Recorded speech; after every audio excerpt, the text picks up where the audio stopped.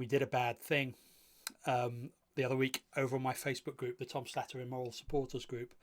I posted a comment saying that Matt Stevens and I had decided that Tom York from Radiohead invented progressive rock in 1996. And I dared someone from the group to go and say that in the Prog Magazine readers group. Is this trolling? Yeah, it kind of is. The Prog Magazine readers group, if you don't know, are always having endless debates about whether this particular act or that particular act is or is not prog. And it's never helped by the fact that they never ever define terms. Prog or progressive rock, it's got two sort of quite different meanings. It can mean stuff that sounds like those 70s rock bands, Genesis, Yes, Pink Floyd, the Nigel Explosion, those sort of bands. But it can also mean progressive rock in the sense of changing, moving forward, trying new stuff, never repeating yourself. Radiohead are definitely the latter, definitely not the former. And in fact, a lot of the bands that sound like the former, obviously that's not new now. So, you know, a lot of the stuff that's prog isn't prog, depending on which definition you're using. But they never do. They never discuss and decide what the words mean before arguing about what does or does not get the label. The foolish people. So Graham from the group obliged, went to make the comment, lit the touch paper, and then rather than standing back, dived right in to stir the pot like a big flaming mixed metaphor. The resulting thread is a thing of shameful beauty. Po-faced prog rockers expressing their incredulity. How dare you say that? People who got the joke and joining in and joined in. Graham, who clearly had never heard of a note of Radiohead before he actually made the comment, sort of trying to join in, very, very obviously taking the piss, but people not realising he was taking the piss. I urge you to go and see it. It is a wonderful thing in the Prog Magazine readers group. It is childish of us. It is pathetic of us. And, you know, it's a bit mean. I feel slightly guilty and ashamed at the bad thing we did.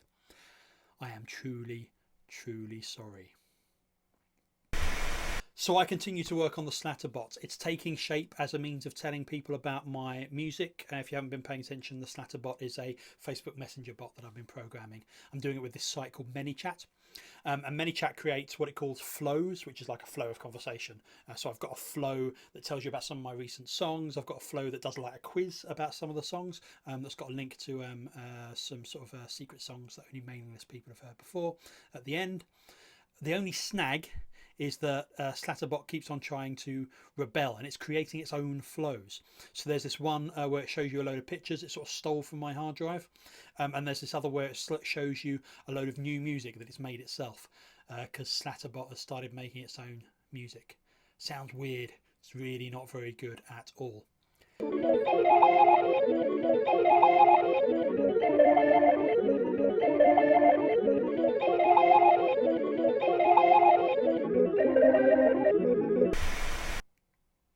Sorry, my computer went a bit weird.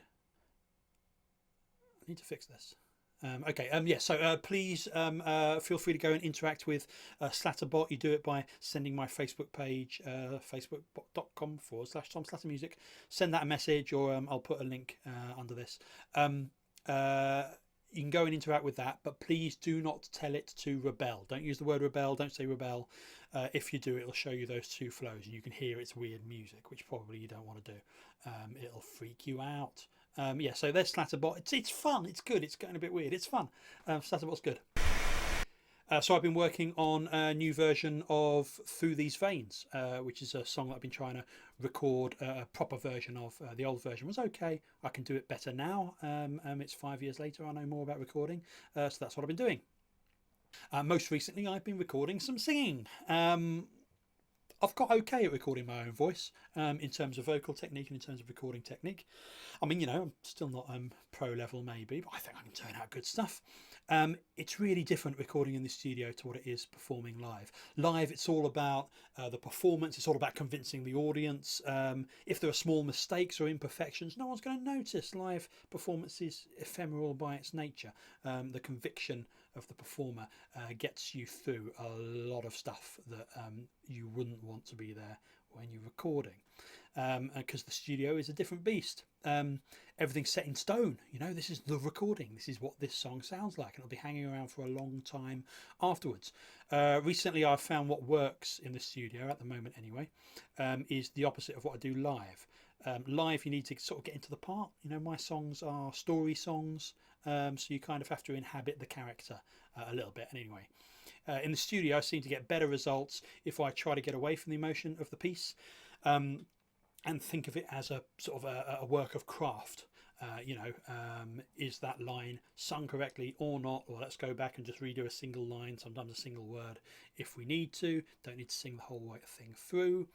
You end up sort of changing how you move as well, because live you can move a bit. Studio, it's all about being the right distance from the microphone.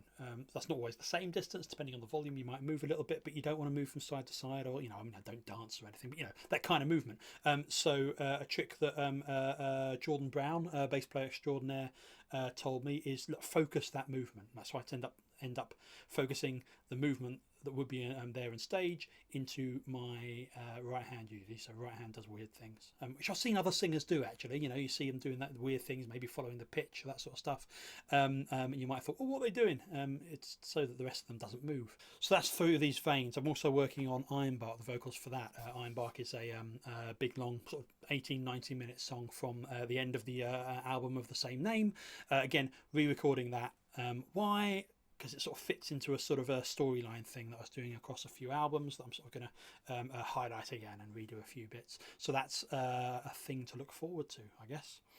So yeah, I will leave you with a bit of me singing through these veins. This is not the final mix, by the way. This is not mixed at all, but I think it's got most of the parts down, so it won't sound exactly like this at all, but it's most of the parts. Mixing comes next. Yeah, there we go. That's what I'm up to. Thanks for listening.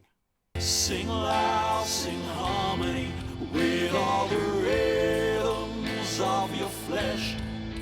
Through these veins pumps the life that I need.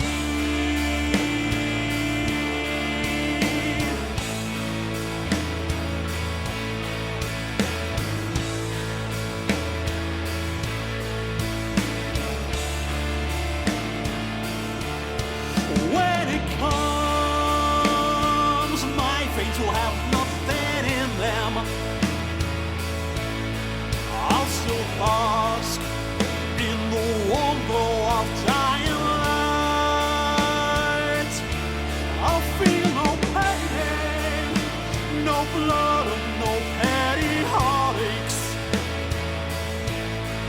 Medicine to soothe all your